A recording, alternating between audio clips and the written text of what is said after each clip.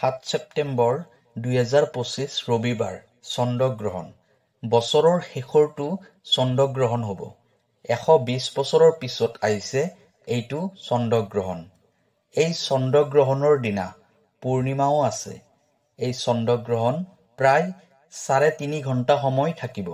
ৰাতি 9:57 আৰম্ভ হ'ব আৰু সমাপ্ত হ'ব ৰাতি 1:26।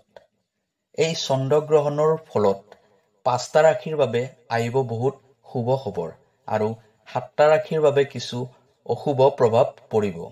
12টা ৰাশিৰ ভিতৰত 5টা ৰাশিৰ জাতক জাতিকাসকলে জীৱনত অজস্ৰ ধনসম্পত্তিৰ গৰাকী হ'ব পাৰিব।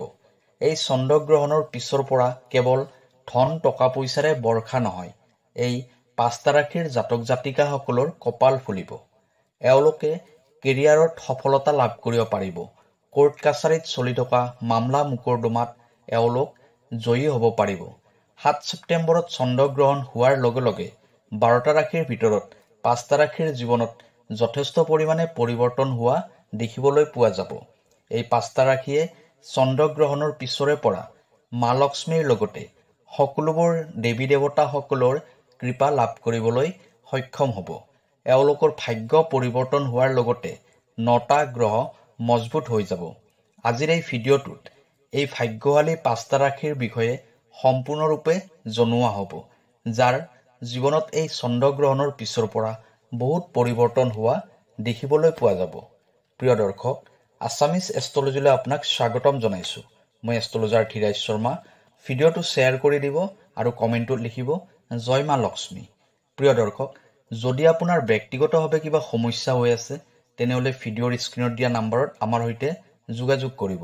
আমি আপোনাৰ সমস্যাসমূহ সমাধান কৰিবলৈ চেষ্টা কৰিম। এতিয়া হওক ভিডিঅ'ৰ পৰৱৰ্তী অংশলৈ যাওঁ।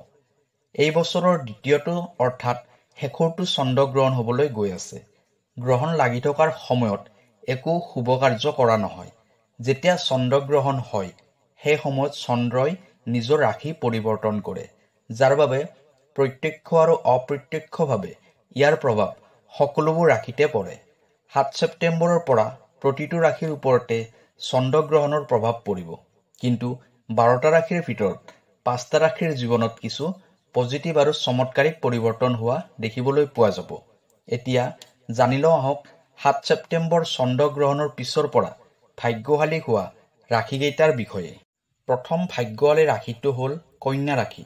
কন্যা ৰাশিৰ জাতক জাতিকাসকলৰ বাবে এই চন্দ্ৰগ্ৰহণটো বহুত লাভদায়ক হ'ব।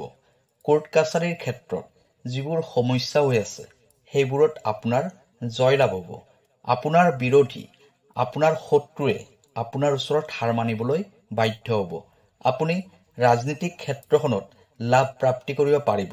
যিসকলে বহুত বছৰৰ পৰা চাকৰিৰ সন্ধানত আছিল তেওঁলোকৰ চাকৰি প্ৰাপ্তি হ'ব। চাকৰি কৰি থকা সকলে চাকৰিত পদোন্নতি লাভ কৰিব। এই সময়ৰ পৰা আপোনাৰ সন্তান প্ৰাপ্তিৰ যুগ আৰম্ভ হৈছে। ক'ৰবাত ফচি থকা টকা পইচা আপুনি ঘূৰাই পাব। আপুনি যদি সুদত টকা পইচা ধাৰ দিয়ে সেইটোৱে আপোনাক লাভান্বিত কৰিব। আপোনাৰ সকলোবোৰ সমস্যা লাহে লাহে সমাপ্ত হ'বলৈ ধৰিব। এই চন্দ্ৰগ্ৰহণৰ পিছৰ পৰা কন্যা ৰাশিৰ জাতক জাতিকাসকলে সকলো ক্ষেত্ৰতে সফলতা দেখিবলৈ পাব। যিবোৰ জাতক জাতিকাৰ ব্যৱসায়ত লোকচান হৈ আছিল তেওঁলোকে এই চন্দ্ৰগ্ৰহণৰ পিছৰ পৰা ব্যৱসায়ত লাভান্বিত হ'ব পাৰিব। ব্যৱসায়ত যথেষ্ট পৰিমাণে উন্নতি হোৱা দেখিবলৈ পোৱা যাব। দ্বিতীয় ভাগ্যশালী ৰাশিটো হ'ল মেষ ৰাশি। এই চন্দ্ৰগ্ৰহণৰ পিছৰ পৰা আপোনাৰ জীৱনত ভাগ্যৰ উদয় হ'ব। আপোনাৰ কুণ্ডলীত থকা নৱগ্ৰহই আপোনাক সহায় কৰিবলৈ ধৰিব। কেৰিয়াৰৰ ক্ষেত্ৰত আপোনাৰ উন্নতি দেখিবলৈ পোৱা যাব। আপোনাৰ ব্যৱসায় যদি বন্ধ হৈ আছে সেই ব্যৱসায়টো নিজে নিজেই চলিবলৈ ধৰিব। আপোনাৰ জীৱনত টকা পইচা অহাৰ ৰাস্তাবোৰ খোল খাই যাব। টকা পইচাৰ বৃদ্ধি হ'ব। আপোনাৰ জীৱনত এনেকুৱা বিভিন্ন ধৰণৰ ৰাস্তা মুকলি হ'ব যাৰ পৰা আপোনাৰ ধন টকা পইচা উপাৰ্জন হ'ব। আপোনাৰ কুণ্ডলীত চন্দ্ৰগ্ৰহৰ স্থিতি বহুত ভাল হৈ যাব, যাৰ ফলত আপুনি যিবোৰ কাম আৰম্ভ কৰিব সেই কামবোৰত সফলতা প্ৰাপ্তি কৰিব পাৰিব। আহি থকা সময়বোৰত আপুনি বিভিন্ন ক্ষেত্ৰত সফলতা প্ৰাপ্তি কৰিব পাৰিব।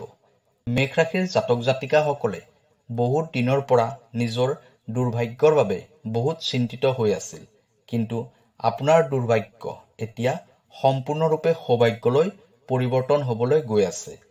সমাজত আপোনাৰ মান সন্মান বৃদ্ধি হ'ব। মা লক্ষ্মীৰ কৃপাত আপুনি আপোনাৰ জীৱনৰ আৰ্থিক সমস্যাৰ পৰা মুক্তি লাভ কৰিব পাৰিব।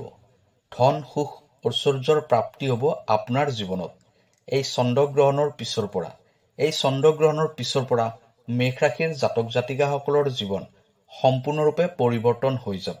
তৃতীয় ভাগ্যশালী ৰাশিটো হ'ল তুলা ৰাশি। এই চন্দ্ৰগ্ৰহণৰ পিছৰ পৰা তুলা ৰাশিৰ জাতক জাতিকাসকলৰ ভাগ্যৰ দুৱাৰ মুকলি হ'ব। যিসকল তুলা ৰাশিৰ জাতক জাতিকাই বহুত দিনৰ পৰা চাকৰিৰ সন্ধানত আছে, তেওঁলোকে এতিয়া চাকৰি লাভ কৰিব পাৰিব। চাকৰি কৰি থকা জাতক জাতিকাসকলে চাকৰিত প্ৰমোচন পাব। আপোনাৰ ধন সুখ বৈভৱ আৰু ঐশ্বৰ্যৰ প্ৰাপ্তি হ'ব।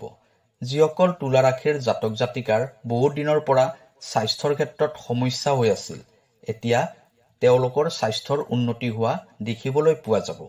এই চন্দ্ৰগ্ৰহণৰ পিছৰ পৰা ভগৱান শিৱ শংকৰৰ কৃপাত আপুনি ৰোগ ব্যাধিৰ পৰা মুক্তি লাভ কৰিব পাৰিব। আপোনাৰ প্ৰপাৰ্টি যদি কিবা কাৰণত বিক্ৰী কৰিব পৰা নাই, সেইটো এতিয়া বিক্ৰী কৰিব পাৰিব। আপুনি এটা ভাল লাভ অৰ্জন কৰিব পাৰিব। আপোনাৰ ভাগ্য হঠাতে পৰিৱৰ্তন হোৱা দেখিবলৈ পোৱা যাব, যাৰ ফলত আপোনাৰ নৱগ্ৰহই আপোনাক সহায় কৰিবলৈ আৰম্ভ কৰিব।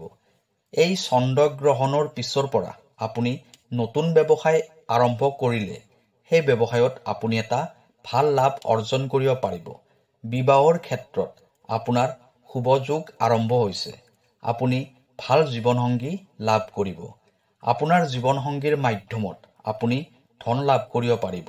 আহি থকা সময়ত আপুনি সকলো ক্ষেত্ৰতে সফলতা দেখিবলৈ পাব। চতুৰ্থ ভাগ্যশালী ৰাশিটো হ'ল মীন ৰাশি।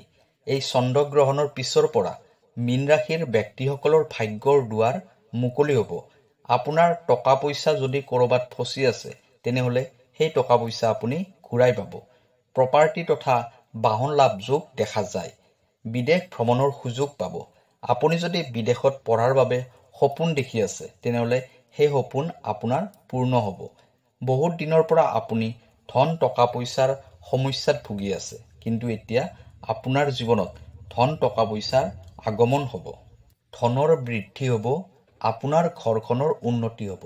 এই চন্দ্ৰগ্ৰহণৰ পিছৰ পৰা আপোনাৰ জীৱনত পজিটিভ আৰু চমৎকাৰিক পৰিৱৰ্তন হোৱা দেখিবলৈ পোৱা যাব।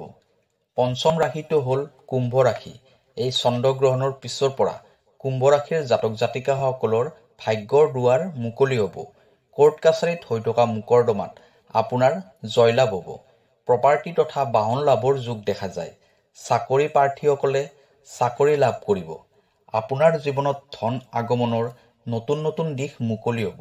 আপুনি যি কাম আৰম্ভ কৰিব, সেই কামতে আপুনি সফলতা প্ৰাপ্তি কৰিব পাৰিব। আপোনাৰ সন্তান প্ৰাপ্তিৰ যোগ আৰম্ভ হৈছে। ক'ৰবাত ফচি থকা টকা পইচা আপুনি ঘূৰাই পাব। আপুনি যদি সুদত টকা পইচা দিয়ে, তেনেহ'লে আপোনাৰ লোকচান হোৱাৰ সম্ভাৱনা দেখা যায়। সেয়ে আপুনি সুদত টকা পইচা ধাৰলৈ নিদিব। আপোনাৰ সকলোবোৰ সমস্যা লাহে লাহে সমাপ্ত হ'বলৈ ধৰিব। এই চন্দ্ৰগ্ৰহণৰ পিছৰ পৰা কুম্ভ ৰাশিৰ জাতক জাতিকাসকলে সকলো ক্ষেত্ৰতে সফলতা দেখিবলৈ পাব।